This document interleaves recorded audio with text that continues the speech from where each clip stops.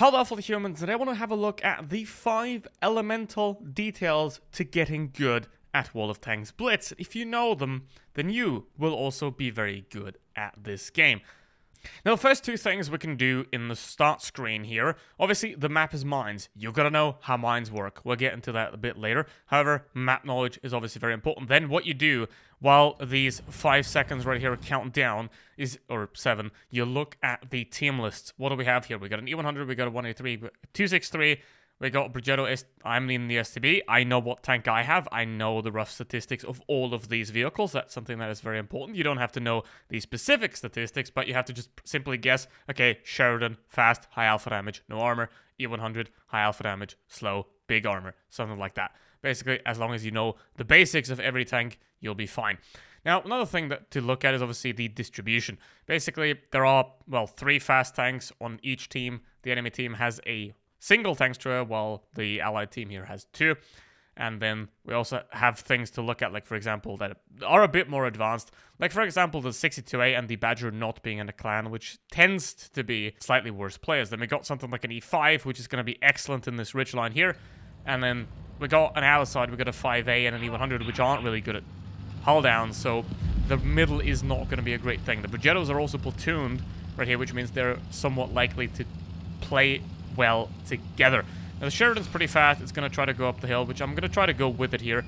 And again, hold these Progettos from going up. But what I can do here, never fight a fight that you can't win. That is number 3 of the elemental tips. Know the tanks, know the maps, and don't fight unless you win. What we have is we got 2 Progettos that are going up the hill, right? They are auto-reloaders. They got 3 shells each. They can kill me at once if they're fully reloaded. The 62A as well is going to be able to attack me even if I go up there. If I go up there, I'm dead. I tried, but that's not worth it. So, let's get back, and I'm going to reverse out of here. Right? Now, I have the gun depression on the STB, which is very good. However, I can't fight them right now. The 62A also doesn't have a camo, which can be an indicator for a player not being that intelligent. Now, tip number 4. We'll look at the mini-map. What is going on right now? We have 1 tank destroyer towards the cap circle. They have 2 heavies in that situation. We got 1 medium out to the side. That is the Progetto, because that's the only other medium that there is. The enemy has their mediums up the hill. 62A here in a not that great position because the 62A doesn't have good gun depression, and he's sort of in a gun depression spot, which is not where he belongs. The Badger, however, is a tank that does extremely well in a held down position, which means it can play really well from there if he decides to push up. Now, we've got the E100 WZ here, which isn't ideally helpful. Now, I'm not going to go and push here. I'm just going to wait and see what happens. The 263, he's went in there. He's fighting those 2 heavies. That's not good. Now, what I know here is the E5. I'm already thinking as well, that's the bonus fact. If you play long enough, you eventually start to understand tendencies of players where, okay, that E5 is playing a hull-down heavy tank on a flat surface. He might not be the most bright cookie in the world, for example. Neither this E100, he's just pushing out in the open, right? Those are the things that you eventually start to pick up, but that's one of the more important things as well. If you know that these guys are smart or not smart, you can deal with them differently. Now, what I got to do here as well, we got a bit of a problem. If you look at the minimap, we're surrounded from 2 sides. You don't want to have that. Now, again, as I said, don't fight unless you win. If you can't win, you get out. If you can't get out, you unfortunately have to fight. So what you want to do here, we got the 183 set up at the back, so he has some shots and can hold them back. I got the Sheridan here with me as sort of a bit of firing support. And what I want to do here, what we ideally want to do is clear out 1 flank, right? Clear out 1 flank that you're clear behind and you can focus on 1 side, because you never want to be getting shot at from 2 sides at the same time. Which means when I get this E100, want to get the C5 cleared out so that you can then turn around and focus on the other side. Another important thing in a situation like this, 5 versus 7, you want to get the low health first. You want to get the E100, you want to get the Progetto up the hill, because they're pretty low, right? If you can get guns out of the game, then that is good for you. Let's pause again. We're 4 people. This is all that we have. We have 4 people left alive against 7. This is all we have. We're bunched up in a corner. This is bad. What you don't want to do is, again, fight fights you can't win. And you can't win fights that either you're in a worse position or you have the worst tanks. So you don't do that. If you have to be in a situation like this, you don't want to do that. Now I'm going to turn here and I'm going to take out the 63, right? Because taking out the 63 takes out some of the mobility. He's a one-shot. I'm not sure if the Sheridan or WZ's going to kill him.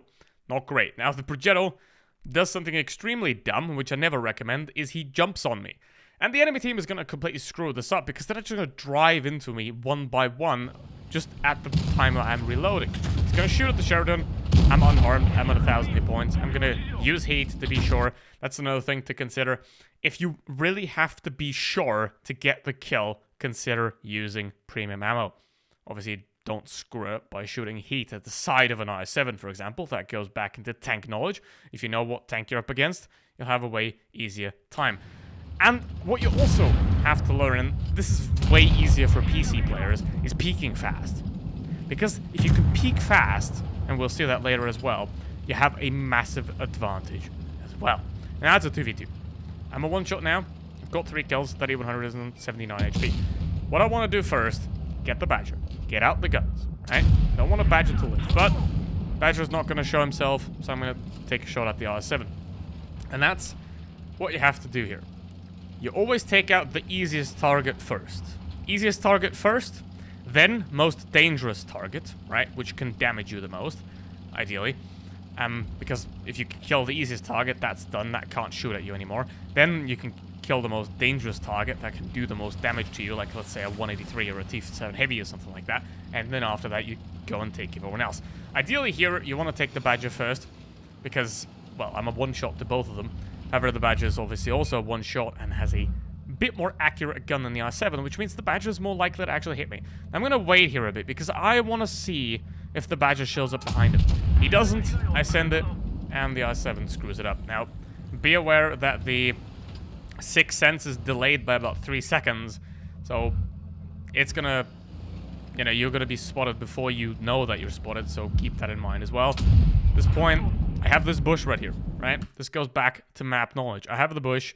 I know I can peek without being spotted by the IS-7. Now here comes the Badger. I got 3 seconds on the clock. This is not what they want to do, really. This is not what this Badger wants to do. He does not want to just throw himself at me. I'm using heat. I'm shoving it down his lower plate because I know what tank he's driving. I know what map he's on, right? I know that for him to turn around this corner, he's not going to be able to hit me before I can hit him, right? Which means I can take him out relatively easily. And now he's gone. The IS-7 didn't really help him out. If they would have both pushed together at once, you know, like hugging each other, I wouldn't have had a chance. Because if they played together, I can maybe kill the FV, but the IS-7 is immediately at the trade.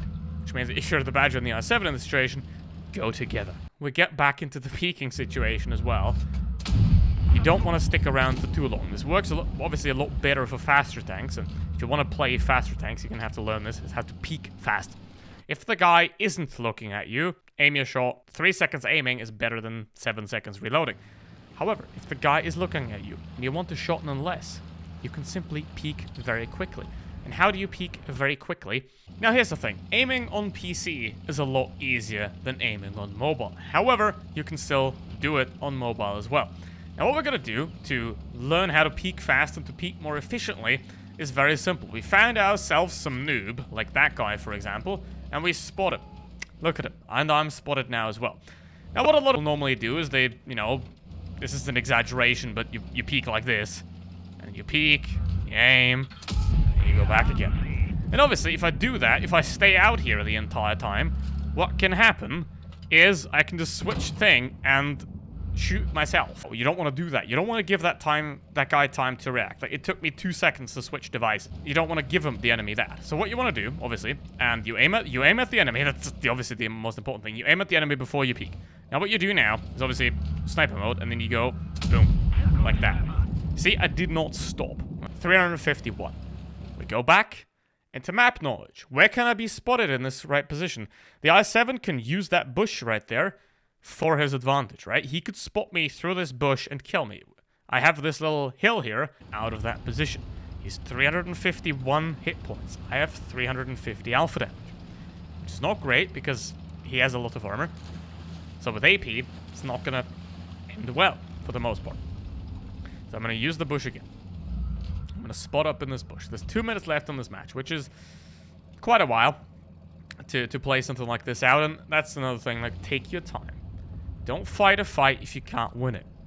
If you can't win it, the fight in the current moment, and you have the time to reposition, you have the time to move, you do move.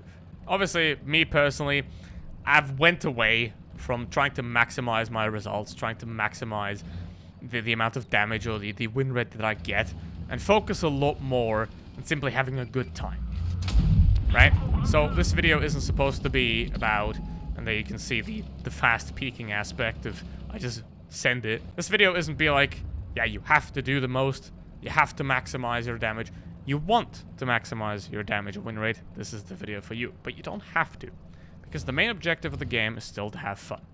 If you're having fun, and you're performing adequately, which means that you're not being a drag on your team, you're alright. Now we're gonna back off out of here, right? I know he can't shoot me. I know he's an IS-7. Soviet tanks are pretty blind, so you can spot them a lot earlier than they can spot you, if you're in a medium tank as well. And if you're the IS-7 in that case, obviously you want to watch out, because the SDB can spot you before you can spot the SDB. And now, look at that. He's trying to side scrape, which makes sense. I'm sending the HE, just as a cautionary idea. Now, look at that. He takes way too long. He takes way too long to decide on when to shoot. I simply peek out. I take that risk. I fire the second that shell is ready to go. And then boom, with 9 seconds of the clock, the game is won. So to repeat again, what tank are you playing? What can that tank do? What tanks do the enemies have? What can they do? You know what map you're on. Have a general idea of the map. Learn the interesting spots. Like, for example, this one on Middleburg can be very useful. And then, obviously, look at the minimap. You don't have to look at it all the time. Every 10 to 15 seconds, just check what are those tanks doing on that map, right? You use your tank knowledge, you use your map knowledge, combine them together, look at the minimap. For example, you see a badger on the minimap. Can that badger attack me within the next 20 seconds? Just think about that. And if that badger can attack you, only fight the badger if you can win. And if you can win, be faster than the badger.